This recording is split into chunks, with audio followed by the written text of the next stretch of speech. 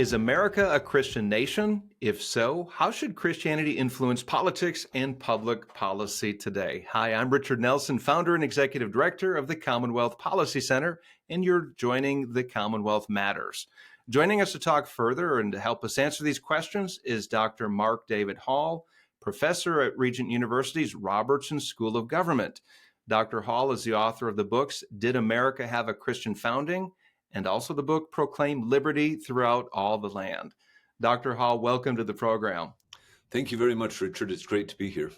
Hey, this is two important books that you've written that help us to better understand, first of all, America's founding fathers and what they actually believed. By the way, just a note to all those who are tuned in, I'm an alum of Regent University, graduated in 1995, and it's great to have a professor at Regent University joining us. And Dr. Hall, I remember back then we were discussing the same things that we're talking about right now in this program is to what extent were the founding fathers Christian? Because the reality is that I would say that the prevailing opinion of historians is that they were deists, that they were strongly influenced by the Enlightenment, that maybe they were Christian in name, but they certainly did not believe tenets of Orthodox Christianity. So let's talk about that for starters. And you challenge these arguments that the founding fathers were deists. What were the religious convictions of most of the founding fathers? Well, first of all, let me say you're exactly right in your portrayal of the literature. Book after book asserts that most or many of America's founders were deists. A deist, of course, is a rational approach to religion that basically removes all the things perceived to be as irrational, the atonement, the Trinity, miracles. And so deists tend to believe in a creator God who maybe likes good and doesn't like evil, and maybe there's an afterlife, but not distinctively Christian.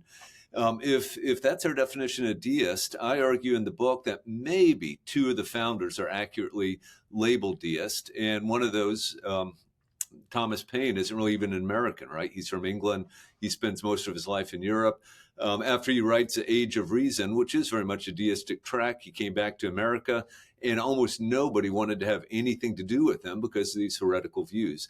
Ethan Allen is basically the only homegrown deist.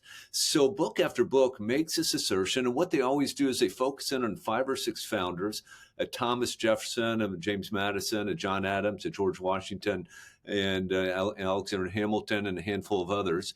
And certainly you're able to show that some of these founders are not Orthodox Christians, a Thomas Jefferson, a John Adams, for sure. Ben Franklin as a young man, certainly. And yet when you turn to other founders like a George Washington, a Alexander Hamilton, there's actually no good reason to believe that they aren't Orthodox Christians. And when you turn your eyes from these elites to the broader political class, I'm not talking about peasants in the field, but the sort of people serving in the Continental Congress, the state legislatures, debating the ratification of the Constitution, there's every reason to believe that most of them were Orthodox Christians. And, we could discuss their denominational makeup and that sort of thing. There's some distinctions. But 98% of Americans of European descent are Protestant, 2% Roman Catholic, about 1,500 Jews in 4 or 5 American cities. So an overwhelmingly Christian people. Yeah. In fact, in your book, you say that there were only 3 of the founding fathers that publicly questioned some aspects of Orthodox Christianity. You mentioned Thomas Paine, Ethan Allen, and Benjamin Franklin as well, who his views evolved. And just like all of us, Mark, we change in our views. We grow in understanding. I'm thinking of the Christian journey, where we start out, we have a starting point where we embrace faith, and then we grow in the faith. We learn more. We have influences in our lives. And I think perhaps this is the case with Franklin as well, who was a fan of George Whitefield. He would attend Whitefield's open-air sermons when he would come and preach, and I believe in Philadelphia. So Franklin, who knows, maybe he did embrace Orthodox Christianity at some point in his life. But it's fascinating that many historians, and many prominent historians, by the way, you quote some of their statements. Many prominent historians take the views of the handful, maybe a half dozen of the founding fathers, and they extrapolate those views on the rest of them. And what do we have on in the Declaration of Independence? There were 55 signers. And so to take a half dozen and extrapolate that on the rest, that's not very good history, is it? It's not a very good historical analysis, is it? No, that's very right. And you think about some of these founders that are commonly looked at, they are very unrepresentative of the broader political class. So Ben Franklin spent literally half of the last 30 years of his life in Europe. Thomas Jefferson spent significant time in Europe. John Adams, significant time in Europe. Most of the founders usually looked at are Anglicans, members of the Church of England, and only about 15% of Americans are members of the Church of England. 50 to 75% are Calvinist, and John Adams is the only founder that is usually looked at who fits into that broadly into that denominational tradition. Now, don't get me wrong. I clearly acknowledge in the books that an Adams, a Franklin, a Jefferson are not Orthodox Christians, but an important part of the argument is they are not representative of the political class.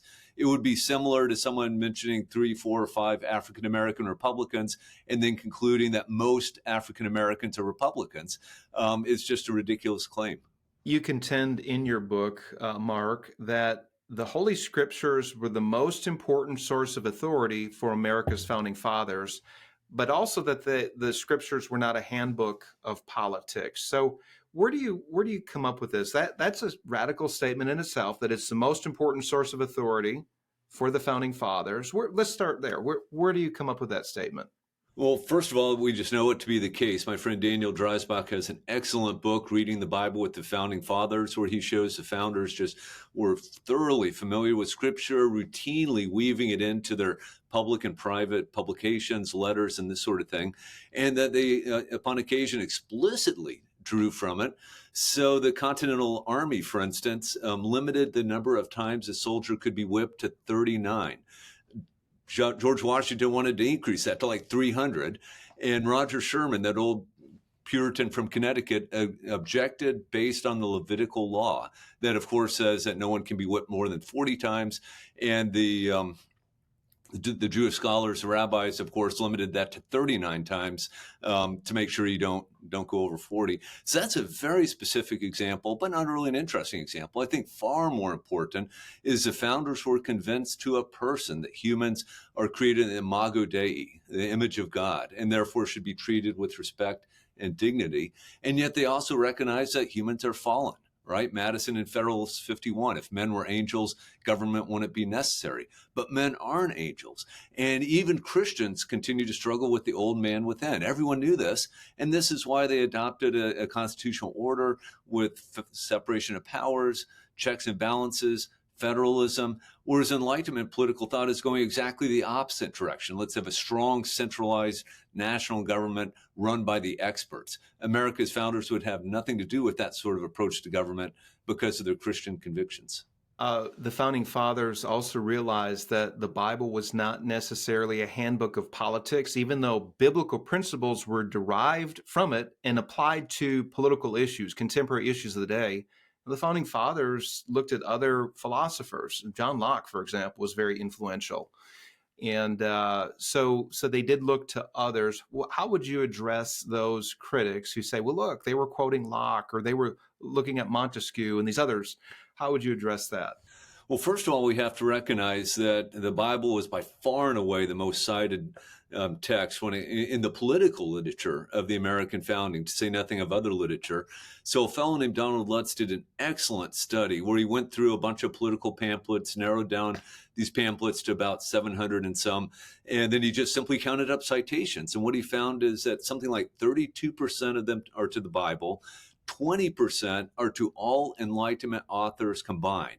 So that would certainly include a John Locke, Montesquieu, Adam Smith, Beccari, all of them combined are only 20%.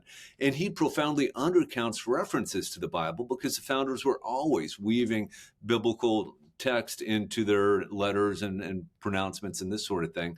And he literally is looking for citations. So, for instance, George Washington weaves Micah 4:4 into letters and speeches more than 40 times, and yet he never puts a little parenthetical citation, Micah 4:4, after it.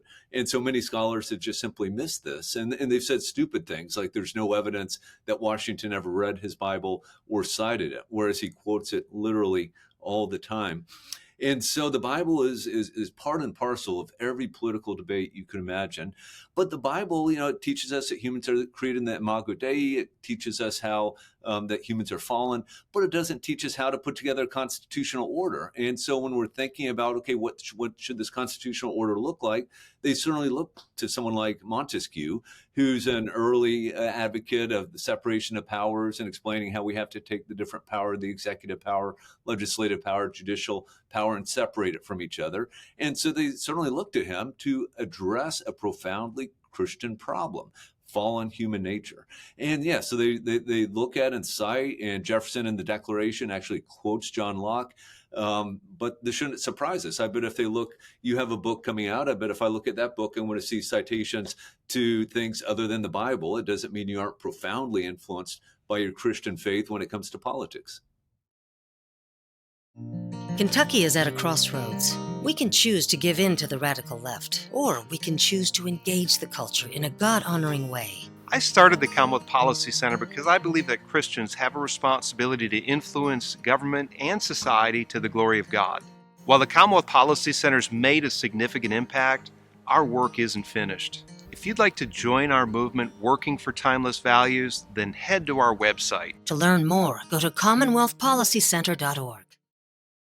If you are just joining us, you are tuned in to the Commonwealth Matters. I'm Richard Nelson, your host, here with Mark David Hall, professor at the Robertson School of Government at Regent University. Is America a Christian nation? According to many historians, the answer is no. However, according to Dr. Hall, we need to revisit what the Founding Fathers actually said, what they wrote in their letters to one another, and look at the principles that influenced them as they shaped this country. So, Mark, let's look at the religious context of the founding era.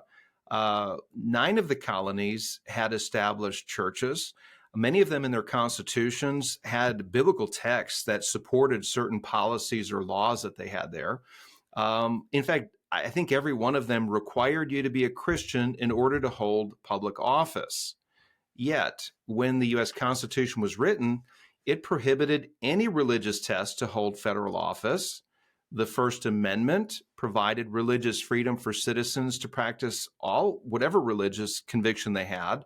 So it's clear just by those two things in what the Constitution says, prohibition of a religious test and the First Amendment freedoms to practice religion without federal government interference.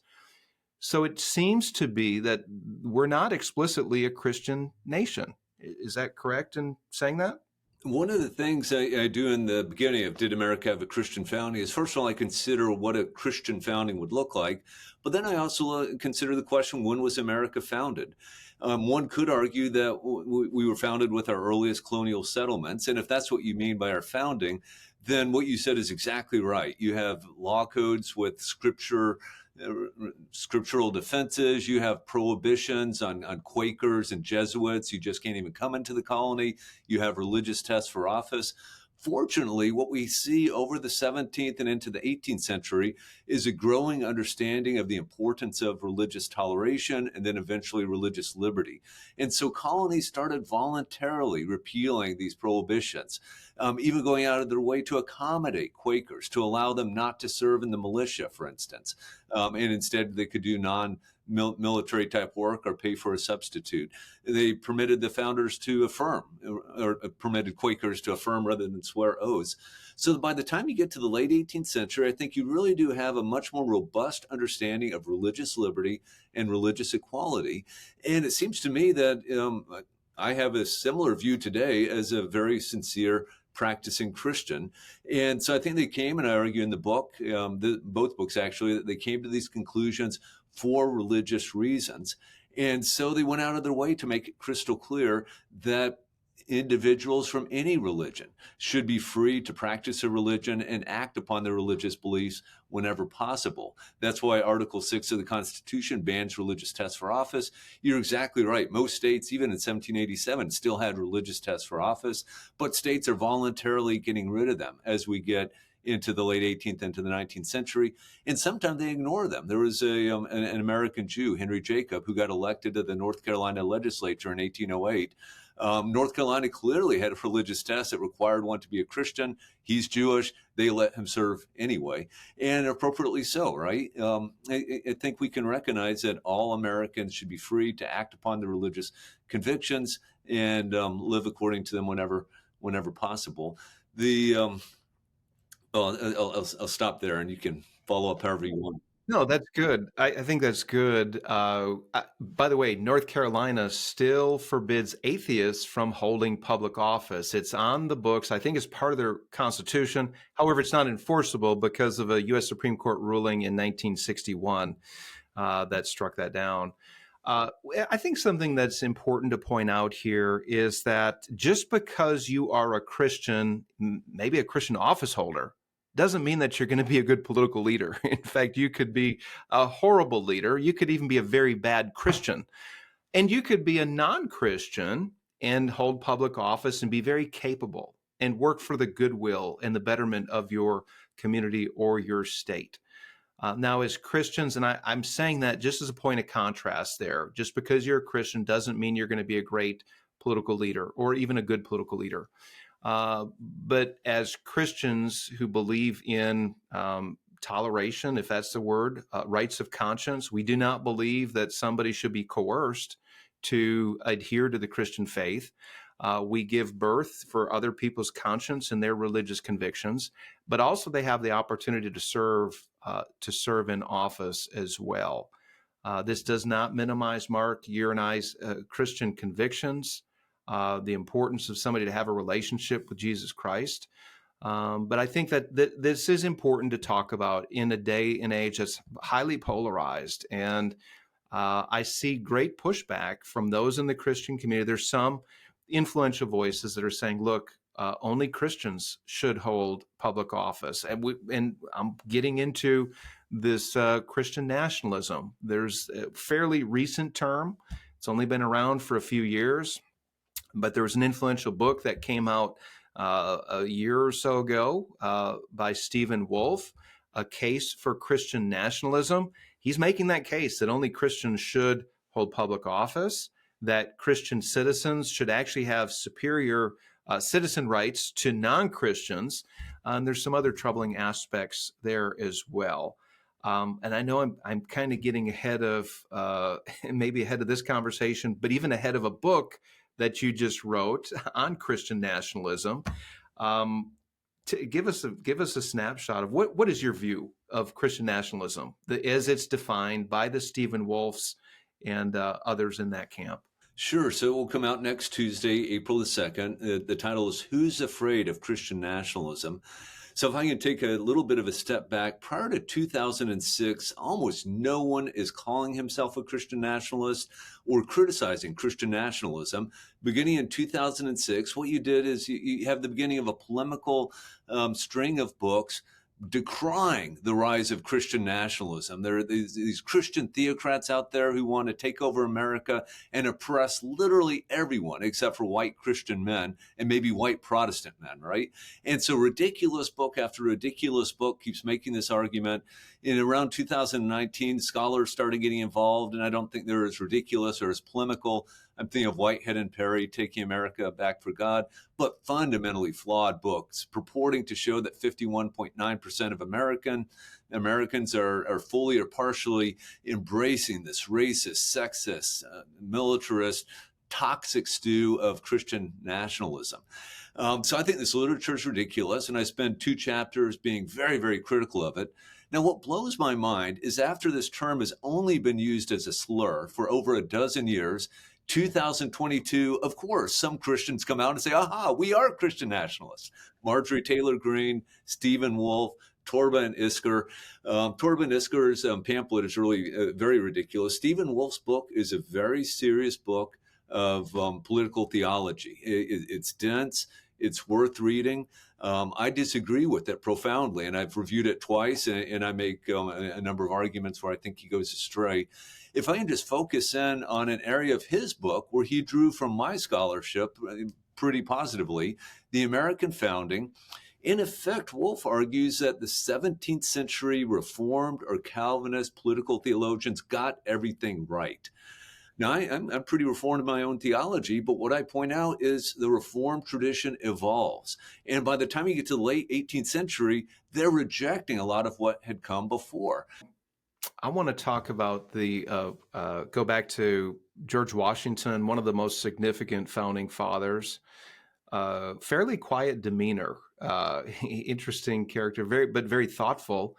I want to talk about his thought about government coercion when it came to religious freedom. So he wrote a letter while president to a Hebrew congregation in 1790 and said that the government of the United States gives bigotry no sanction, to persecution no assistance.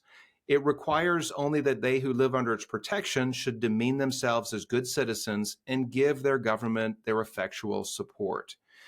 The reason I point out this, by the way, in that letter, he references scripture, I think 8 or 9 times. He quotes the Bible when he's writing to this Hebrew congregation. For those who say that he didn't know his Bible, he certainly knew it when he was writing this letter to this Jewish congregation.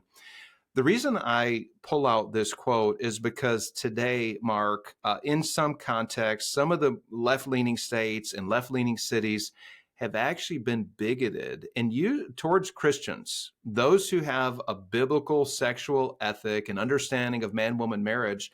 They've used the force of law to coerce and to bully. I think of, for example, like a Jack Phillips, the cake baker in Colorado, who was asked to bake a same-sex wedding cake and then eventually a transgender reveal cake. And he's just been dragged through the court system there. But there's other examples of Christians that are truly trying to do their work and live out their faith in a public way. How would you address, or where do we go with this? Obviously, these local governments and these state governments weren't aware of what Washington said here or what the founding fathers meant to use the coercive power of the state to bully those that had a different view, different religious convictions. Are these just outliers, by the way, these examples, the Jack Phillips, the Barronelle Stutzmans, the other Christian creative artists who are out there working? Are these outliers, or is this where America's heading, towards increased coercive power from the government? If you have religious views, deep Christian convictions, especially in areas of human sexuality, is that the trend for the future? Yeah, that's a great question. I'll get to the present day, but let me first highlight the letter you're talking about. George Washington to the Hebrew congregation in Newport, Rhode Island, 1790. Remember, there's only 1,500 Jews in America. They don't have economic power. They don't have political power. Washington doesn't need to cultivate this constituency, and yet he makes it clear to this tiny religious minority. There's a line, you quoted one of my favorites. There's another, "It is now no longer that we speak of toleration. All Americans have a right to act upon their religious convictions." I'm paraphrasing there, but this is very important. So progressives beginning in the 21st century started talking about freedom of worship. What goes on in the church, the mosque, or the synagogue is protected. But if you bring your faith into the public square like a Jack Phillips does, watch out. We might come to get you. So Jack Phillips is attempting to run his bakery according to his religious convictions. And so there's certain things he won't do, some of which I don't really agree with, right? He won't bake a Halloween cake. He won't bake a cake with alcohol in it. He won't bake a cake celebrating a divorce because he thinks all these things ought not to be celebrated. He won't bake a cake to celebrate a same-sex wedding ceremony either. Ironically, when a suit was brought against him, same-sex marriage was not legally recognized in Colorado. But a couple went off to Massachusetts where it was legal, then came back, demanded this cake. He said, "I'm sorry, you can buy anything in my shop." So it's not a matter of selling to you. It's a matter of using my creative talents to custom design a cake to celebrate something that I believe is wrong.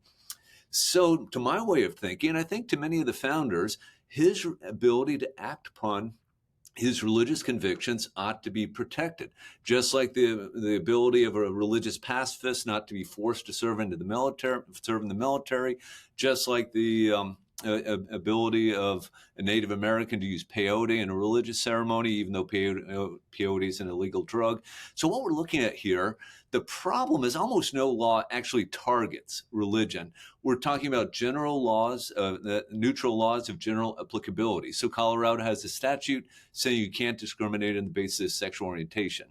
So to my way of thinking, what we need to do, what should be done, the proper thing to do, what I think is required by the First Amendment, is to give Jack Phillips an accommodation, to say, we'll leave that law in place. It might be flawed for a variety of reasons, but we're not going to strike the whole law down. But we're going to say someone like a Jack Phillips who can't do this act will be protected. He won't have to do it. We won't force him to go against his conscience. I think you mentioned recently there's a bill going through the Kentucky legislature aimed at protecting the consciences of medical professionals, such that if a doctor or a nurse says, I have religious convictions that keep me from participating in an abortion or sterilization or providing contraception, that they ought not to be forced to do that. We already have some of those protections at the federal level, but it's useful to have them in other areas at the state level as well. Mark David Hall is the author of Did America Have a Christian Founding? And also Proclaim Liberty Throughout All the Land. Dr. Hall, thank you again for joining us. May God bless you and keep up the good work. Thank you very much.